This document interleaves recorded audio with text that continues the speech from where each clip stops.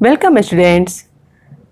Today I am going to explain class 10th history chapter 1 The Rise of Nationalism in Europe.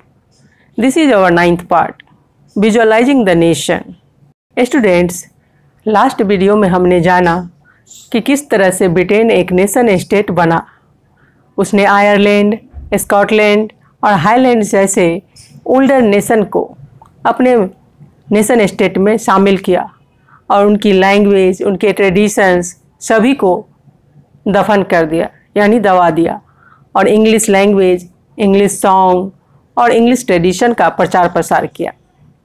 आज के इस topic में हम लोग डिस्कस करेंगे कि किस तरह से राष्ट्र की दृश्य कल्पना अर्थात एक नेशन का चेहरा या लुक कैसा होना चाहिए, इस पर विचार करेंगे। तो आइए इस बारे में हम लोग विस्तार से जानें। किसी रूलर या शासक को एक चित्र या मूर्ति के रूप में रिप्रेजेंट करना या अभिव्यक्त करना इजी है, किंतु एक नेशन या राष्ट्र को एक चेहरा किस प्रकार दिया जा सकता है, इस बात को या इस समस्या को 18th सेंचुरी और 19th सेंचुरी में कलाकारों ने राष्ट्र का मानवीकरण करके इस क्वेश्चन को सॉल्व कर दिया। दूसरे शब्दों में कहें तो उन्होंने एक देश को कुछ इस तरह से प्रेजेंट किया जैसे वह कोई व्यक्ति हो। उस वक्त नेशंस को एक फीमेल रूप में प्रस्तुत किया जाता था या रिप्रेजेंट किया जाता था। राष्ट्र को एक व्यक्ति का जामा पहनाते हुए जिस फीमेल रूप को चुना गया वह रियल लाइफ में कोई खास महिला नहीं थी।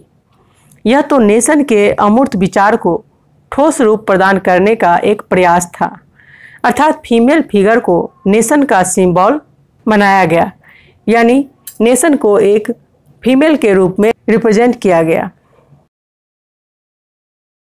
आपको याद होगा कि फ्रेंच रिवॉल्यूशन के दौरान कलाकारों ने स्वतंत्रता, न्याय और गणतंत्र जैसे विचारों को व्यक्त करने के लिए फीमेल फिगर का प्रयोग किया।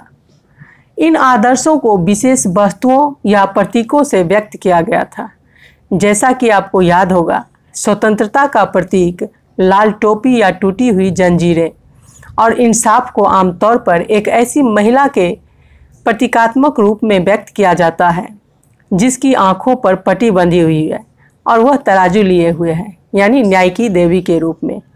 इसी प्रकार फीमेल एलेगरी को यानी नारी रूपकों का आविष्कार कलाकारों ने 19th सेंचुरी में किया।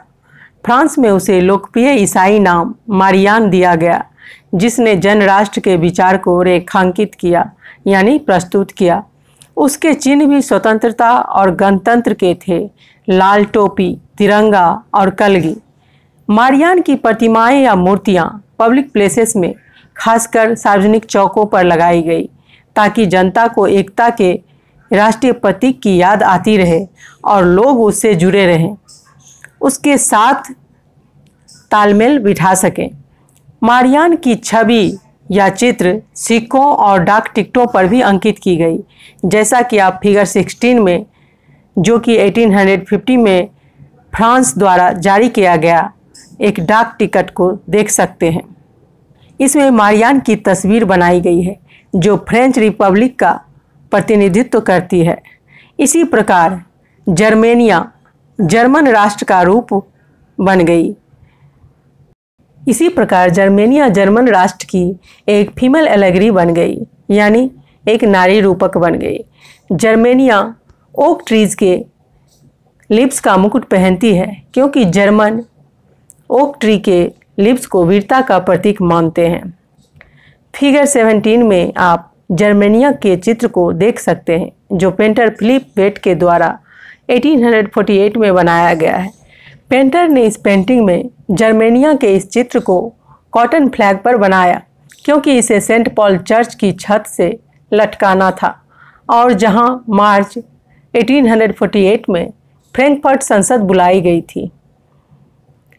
न्यू वर्ड एलेगरी यानी रूपक, जब किसी अमूर्त विचार यानी इनविजिबल आइडिया जैसे लालच, ईर्ष्या, स्वतंत्रता, प्रेम, मुक्ति इत्यादि को किसी व्यक्ति या किसी वस्तु के द्वारा इंडिकेट किया जाता है, यानी किसी व्यक्ति या वस्तु के रूप में प्रस्तुत किया जाता है, या दिखाया जाता है तो इसे हम एलेगरी या रूपक कहते हैं। एक रूपात्मक कहानी के दो पहलू या दो अर्थ होते हैं, एक शाब्दिक और एक प्रतीकात्मक। बॉक्स 3 में दो कॉलम दिए गए हैं। एक कॉलम में कुछ प्रतीक दिए गए हैं और दूसरे में उसके अर्थ या महत्व को बताया गया है। तो आइए हम बारी बारी से इन प्रतीकों के अर्थ और महत्व को जानें। टूटी हुई बेड़ियाँ, आज़ादी मिलने का संकेत। बाज छाप कवच, जर्मन साम्राज्य की शक्ति का प्रतीक। ओक लीव्स का मुकुट, वीरता का प्रतीक। तलवार, मुकाबले की तैयारी। तलवार पर लिपटी जैतून की डाली, शांति का प्रतीक। काला, लाल और सुनहरा तिरंगा, 1848 में लिबरल नेशनलिस्ट्स का फ्लैग जिसे जर्मन स्टेट्स के ड्यूक्स ने बैन कर दिया था। उगते सूरज की किरणें, एक नए युग का, एक न्यू ईरा का सूत्रपात या उदय।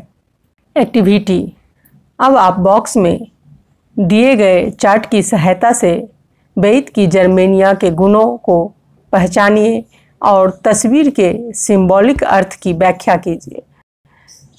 फिगर 18, द फॉलन जर्मेनिया, हताश जर्मेनिया।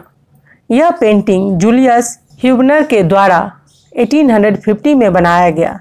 इस फिगर में दुखी, निराश और हताश जर्मेनिया को जमीन पर मुंह के बल गिरी हुई दिखाया गया है। उसके मुकुट और तलवार नीचे गिरे हुए हैं। इस चित्र को देखकर क्या आप बता सकते हैं कि इस पेंटिंग में ह्यूबनर ने किस ऐतिहासिक घटना की ओर संकेत किया है? फिगर 19, जर्मेनिया गार्डिंग द राइन। राइन नदी पर पहरा देती जर्मेनिया। 1860 में पेंटर लॉरेंज क्लासेन को यह पेंटिंग बनाने की जिम्मेदारी दी गई थी। जर्मेनिया की तलवार पर खुदा हुआ है, जर्मन तलवार जर्मन राइन की रक्षा करती है। स्टूडेंट्स, इस पेंटिंग को देखकर आपके दिमाग में एक क्वेश्चन उठ रहा होगा कि जब 1848 में सेंट पॉल चर्च में फ्रैंकफर्ट संसद की मीटिंग बुलाई गई थी, उसमें महिलाओं को एकमात्र विजिटर्स के रूप में विजिटर्स गैलरी में बैठने की आज्ञा मिली थी या जगह दी गई थी। इसके अलावा कोई भी पॉलिटिकल राइट नहीं दी गई थी, जबकि सारे पावर और पॉलिटिकल राइट सिर्फ पुरुषों को दिया गया था। जर्मेनिया के इस बैनर को देखकर आप क्या महसूस करते हैं? एक तरफ जर्मन राइन की रक्षा की जिम्मेदारी जर्मेनिया को दी गई है, दूसरी तरफ महिलाओं को मतदान के अधिकार से वंचित रखा गया है। तो स्टूडेंट्स, देखा आपने कि किस तरह से यूरोप में सदियों तक महिलाओं को पॉलिटिकल राइट से वंचित रखा गया, उन्हें मतदान का अधिकार नहीं दिया गया।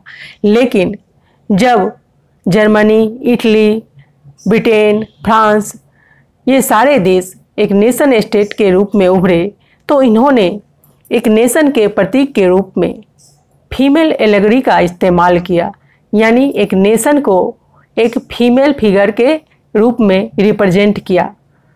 तो ये विरोधाभास हमें यूरोपीय कंट्री में देखने को मिला कि एक तो महिलाओं को समान अधिकार नहीं दिया गया, दूसरी ओर एक नेशन स्टेट को एक फीमेल फिगर के रूप में प्रस्तुत किया गया। तो उम्मीद है यह टॉपिक आपको अच्छी तरह से समझ में आ गई होगी। अगर आपको यह वीडियो अच्छी लगी है तो इसे लाइक कर दें, अपने दोस्तों के साथ इसे ज़्यादा से ज़्यादा शेयर करें। आप अगर इस चैनल पर नए हैं तो इस चैनल को सब्सक्राइब कर लें, साथ ही बेल आइकन को प्रेस कर दें ताकि आने वाली सभी वीडियोज़ की नोटिफिकेशन आपको सबसे पहले मिले। धन्यवाद।